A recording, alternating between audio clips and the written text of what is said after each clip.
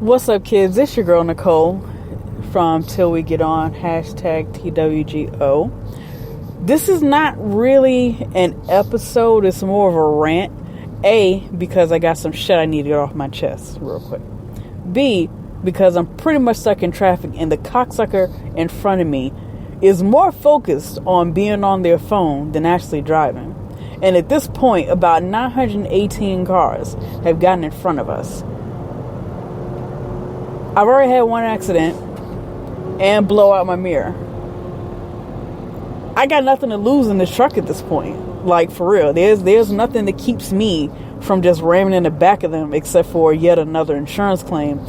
And shout out to Progressive, by the way, because they're magnificent with all the shit that I've torn up this year.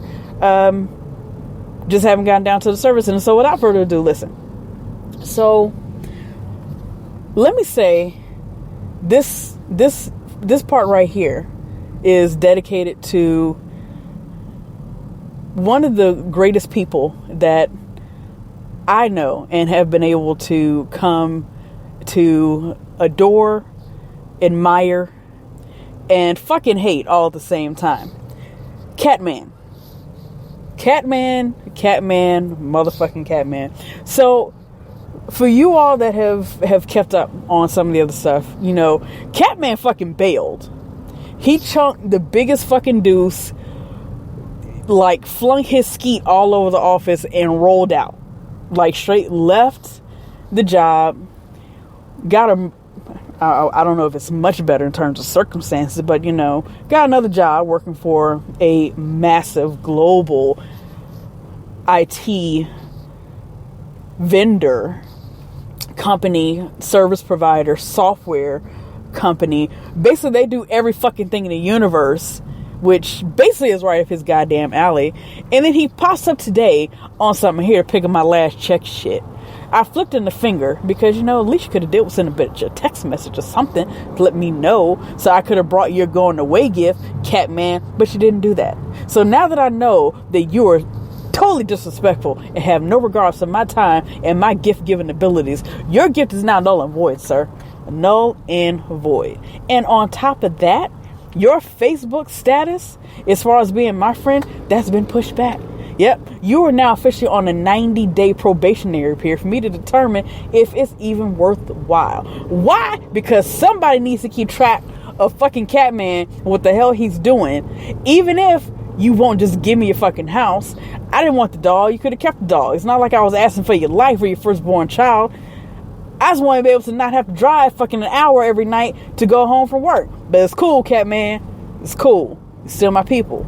You're just on probation. Don't violate that shit. Because if you violate, shit gets ugly. Like, super ugly. And I don't want it to get super ugly while you're on probation. Because then all your shit's revoked and you just like go straight to jail. At least that's how I understand how that whole probation thing works. But anyway, enough about that. So, other thing happened to me today. Racial justice and inequality. Nicole was invited to do a racial profiling training. Not to attend. Oh, no. Because my cocoa skin clearly bears all the markings of someone who's been racially profiled more than their fair share of times.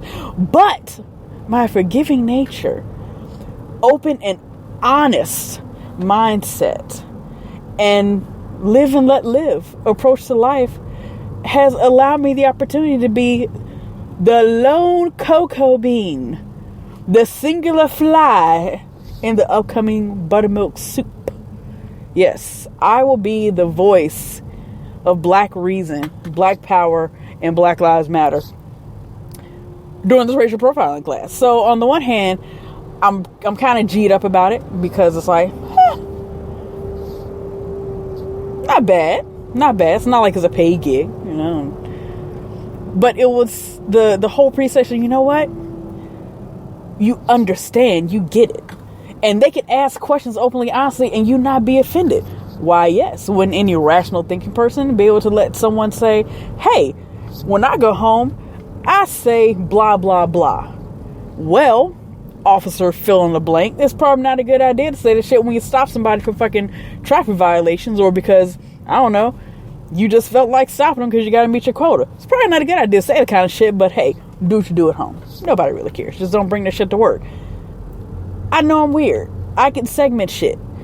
I can compartmentalize all my thoughts and feelings and keep them boxed in the appropriate place, except for rage. Everyone knows that when Nicole is in a rage state, it almost eclipses everything else and becomes a semi-fugue state. And my thoughts and actions don't completely align with where I want them to be because I'm trying to be a much better person. So if I just happen to snap and go off and say some really ill shit, usually falls in one of two categories. Either I'm truly in the moment being funny, or rage.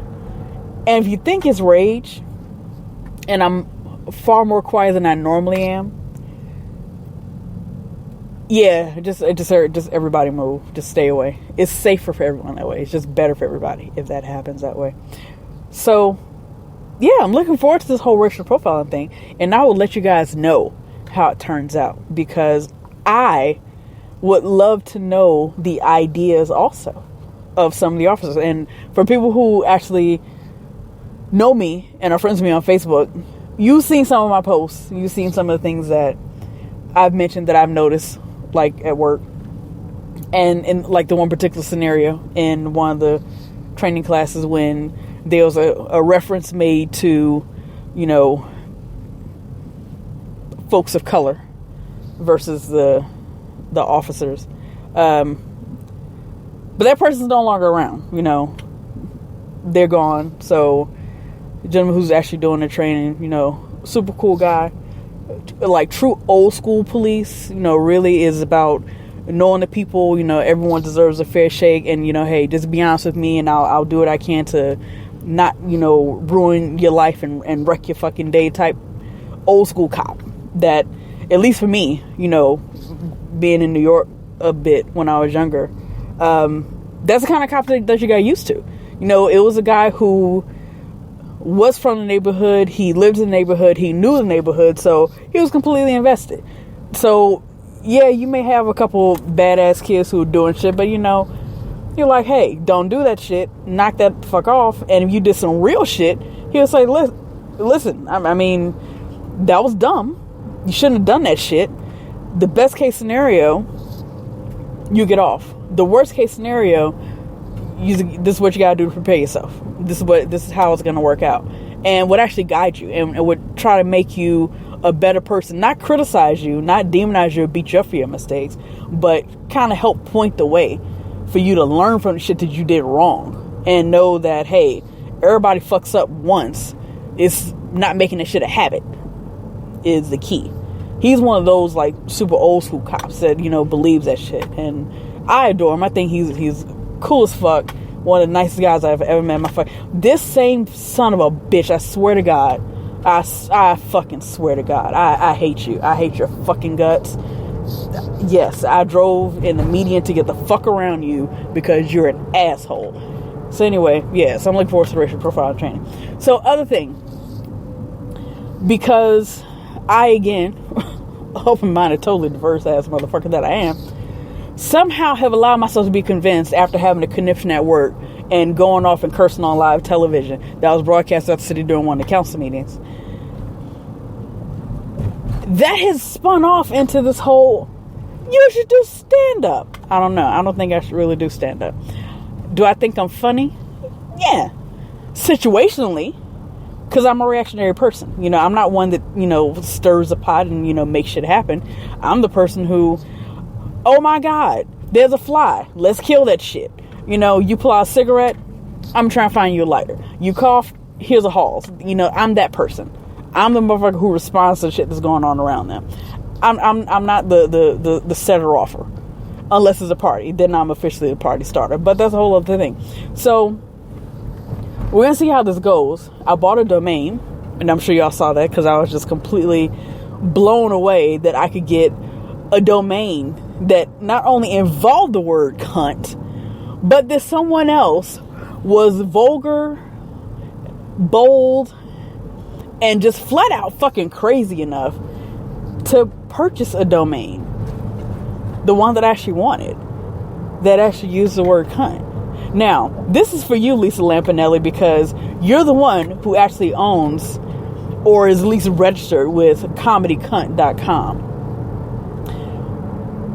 I think you are awesome. I think you are a magnificent fucking comic. I think you are truly one of the few female voices in comedy that is not afraid to tell like it is. And, you know, for y'all that know me, Whoopi Goldberg is pretty much like right up there, almost like the gold fucking standard. Lisa Lampanelli, not number 2, but definitely fucking top 10. Definitely top 10. We'll say all the shit that, you know, you sit at home and you fucking think, but you ain't got the balls to say it. Maybe you don't have the charisma. Maybe you don't have the, you know, the New York accent. I don't know. I don't know what she does to pull it off, but it's fucking hilarious. Resonates with me. And now that I feel that on some level we are comedic blood sisters, because I too realize that I am a comedic cunt. I'm kind of disappointed that when you actually go to comedycunt.com, that it redirects you to insultcomic.com. Really, Lisa Lampanelli? Really? Who was it that told you to revamp and jazz up your image? And, ooh, no, don't be the comedy cunt. That's such a vulgar term. Your whole fucking act is vulgar. That's what makes this shit fucking hilarious. Because it's all the shit that everybody thinks, but they don't have the fucking balls to say. And you fucking say it. Me personally, I love profanity. I mean, I'd put the shit on the fucking shirt if I could and wear it to work every day. I really would. If I could just change my name or even assign myself the middle name of cunt, I'd be down for it. I would.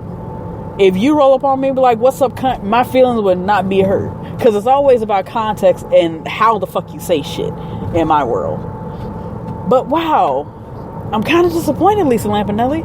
I really want to be able to embrace the idea of there being comedycunt.com, which is why I couldn't have it, but to see that it redirects to the much tamer, milder, kindler, gentler insultcomic.com. Oh, gosh. It made my spirit animal weak in the knees. And you know what it takes to make a fucking elephant weak in the knees? Do you know? Let me just say a lot. Or if you believe cartoons from like the fucking old school days, a mouse. But the point is, comedycunts.com. The dark side, the super dark side, not because we're black, by the way, until we get on. So Ashley, hope you hear this. Get shit together. We about to do some things. I don't know how open mics work. Ashley has told me that I'm not funny, that I can't get up and just do improv because I did theater and shit when I was in high school. So at some point, I gotta sit down and write jokes. I think it'd just be totally fucking appropriate for me to have the shit on fucking Google Keep. Just have a list of things that I think are fucking funny and just talk about them. I don't know. Work for Bill Cosby. Well, let me back up. Because a lot of strange things work for Bill Cosby. Now he's in trouble for it. So, dad of the universe that everybody liked wearing friendly sweaters and shit, Bill Cosby, from what I understand, would just make a list. Would write down all the crazy shit that his kids would do. And then he would just go back and retell the stories. And to a certain extent, I also understand that that's how some other comedians, some of which I'm not really a fan of, kind of take the same approach. Am I comparing myself to far more successful, legendary goddamn comedians? No, I am not. So please do not get this twisted. Especially if you've listened to this shit before and you never once fucking laughed at anything I've said. In which case, you can eat a bag of dicks. Which I need to go back to working on those, because that website is also paid for and I got like 277 days to get that shit together. But the point is, when you know what your end point is, what your end game is, it's all just filler to me. And I'm sure somebody's gonna say, no, that's not how comedy works. I know there's like the whole form where everybody says, oh, where you gotta have this, and this, or you gotta build up. Listen, you just gotta know your crowd. That's reality to me. I think you gotta know your crowd. You know, and racial intolerant moment of the day. You know, white people love you. There's a lot of y'all in my family, and for people who are down with Nicole, you know hey, I don't give a shit who you are. As long as you're cool people, you're respectful, I'll ride with you. But the reality is, white people and white crowds are far more patient. Far more patient. So you can sit and you can have those long, slow building jokes. You can tell all these stories that aren't really funny. And then leaves some big ass punchline that you thought was hilarious. And they'll kind of give you a because they'll wait for it. They'll fucking wait for it. Hence their domination of the world. I'm just saying. Stalk your prey.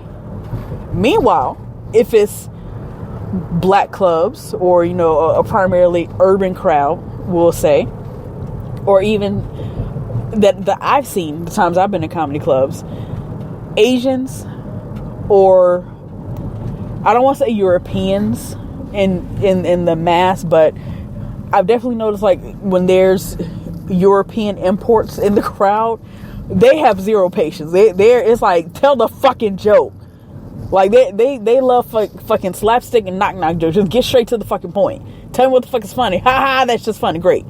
And tell me another one. So I think just knowing your crowd. But we'll find out. So hopefully I'll get up on stage somewhere one of these nights and someone will be kind enough to record it. And I'll do horribly. Because, you know, I look forward to the bombs. Because I want to get everything wrong as quickly as possible, so I can get better as quickly as fucking possible. So we'll see how that all works out. So last thing I'm going to say before I wrap this whole night up and figure out how I'm going to make some grilled cheese action happen tonight. So this evening at work, there's a little table set up outside the elevators, and Donald Trump stickers everywhere. Now, I'm not super political. I'm not anyone who tells people what to think or what to feel. But wow, Donald Trump shit all over. And what's crazy, it was somebody's grandmother who was just like aligning this shit, who was taking her time and just like placing the stickers and fanning them out just the right way with like a fucking can of Coke. I was like, wow, she's a pro. What's this all about? I wonder. So I leave. This is after Catman decided that he was going to abandon all hope and put himself in the we not friends category, because that's how Catman rolls right now, apparently, because he's better than everybody with his new fancy job, making shit tons of money and not having to worry about shit because he works for with a global fucking imprint. I get down to the parking garage and I see the jankiest fucking Secret Service man in the universe. First off, he wasn't real Secret Service because he wasn't wearing black. Second, you're not really pulling off any secrets when you've got not just the fucking coiled earpiece that we've all seen in the movies, but you literally are talking into your fucking go-go gadget wristwatch. Bro, come on. Seriously, bro. That, just tell everybody someone important is here. So, of course, now at this point, I'm like, oh my gosh. Have I been sitting at work all day and I miss the fact that Donald Trump is about to roll through? This cannot happen. No, sirree. Not on my fucking watch. Nope. I'm about to go in here and show my natural black ass in front of everybody. Even if it costs me my fucking job. Luckily, for everyone involved, it was just Lieutenant Governor. Now, what's crazy is, the governor of Texas is Greg Abbott, and dude's in a wheelchair and apparently got burned or something. I'm not 100% sure about, the personal details. But I'm looking and I can see clearly who it is. And part of me is just so tickled. I'm like, oh my gosh. I know he's not here for a Trump rally all the way up here outside of Houston. Did you really drive all the way from Austin and get, the fucking rental fucking security guy, the share space Secret Service guy? You like, really? Y'all got like the Uber Secret Service rolling through here with, and like the dude, his outfit it was just horrible. I should have took a picture. But he was eyeballing me a little too hard. And I was like, if I take a picture, then I got screamed Black Lives Matter. But I had equipment in my hand that I had to take back to the gun range And, I don't really run because, I'm fat. I got a bad back, my fucked up knee, and then my ankle is hurt from some shit happened in high school. So, yeah, it just all wouldn't have worked out for me to have, like, pulled off some fucking foolery and fuck. But when they pull in the truck to the garage and they're stopped in front of the elevators and I see them get out, and all these people I work with, people that, let me just say, I think once upon a time I actually liked or respected, are just taking selfies with this dude. Not just like, oh gosh, it's so great to meet you, selfies. Like, let's put our heads together like 12-year-old girls at a sleepover, selfies. Really? What has happened? What has really happened? I've completely misjudged the character of so many people that I work with, apparently. And I just don't know what to do or how to deal with this whole situation. But I will say, part of me says, get my grilled cheese situation taken care of and then go back. Just so I can be the lone black face in the crowd. Because I'm pretty sure this is definitely going to be a fly in the buttermilk situation, other than the officer who does the security patrols. Because I saw the crowd. There was a pretty good crowd that was already there. There was a pretty good crowd already there. There's no minorities on city council. There was at one point a councilwoman. I'm not 100% sure what happened to her, but I haven't seen her floating around in any of the meetings that I've attended or had hissy fits and cursed through. So yeah, this needs to be like the minority voice. And I am like the triple double winner of the minority thing at work. I'm black, I'm a woman, I'm Muslim. I got it all covered. So I will be offended by every fucking thing that everybody says in theory.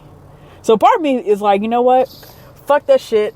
Pack up, go back to work, have some fucking fun with this shit, and just heckle the fuck out of the people, whatever the hell they got going on. Just fuck with them. Why not? I ain't got nothing to lose. What are you gonna do? Fire me from my temp job? Yeah, exactly. So, we'll see what happens. But check the news and see where what the lieutenant governor was, Dan Patrick. See where he was today. Whatever today is. I don't know what today is. Today's some day in September. But September 22nd. Thursday, September 22nd. Check and see what the fuck he was. And what he was talking about. Because with all the Trump fanfare that was happening at the little table, and all the red, white, and blue decor in the lobby in front of the elevator, and all the people in their stuffy suits with no neckties on because they just came straight from work. They used their Sun X deodorant spray and, like fluffed up and came in there. I'm pretty sure it's going to be something interesting. Pretty sure it'll be interesting. And I can't wait till I get to work tomorrow so I can get the full rundown and then go back and possibly look at some video to see what was all this about. I'm hoping that it's being recorded and broadcast on the city's network, because then I will really have some fun with it. But I'm pretty sure that they didn't go that deep with it. But we'll see. We'll see. So anyway, that's all for right now. I know it's been a while. Life's happened. It's just been going on. But our takeaways for today: don't be racist. No matter what you do. Don't vote for Trump. Unless you want to, then, keep listening to the podcast, but, don't fucking friend me. Hate Catman. Because right now, we hate Catman. And last but not least, what the fuck? Drive like you have some fucking sense. Because even in the parking lot, people here, I swear to God, people here, driving eludes them. Driving properly and doing the normal things that I've seen everywhere else I've ever been in all my years, fucking breathing and driving on this earth, seems to elude the people here. So yeah, don't be a dick and drive like these motherfuckers around here. So anyway, that's it. I'm Nicole. Till we get on, we out.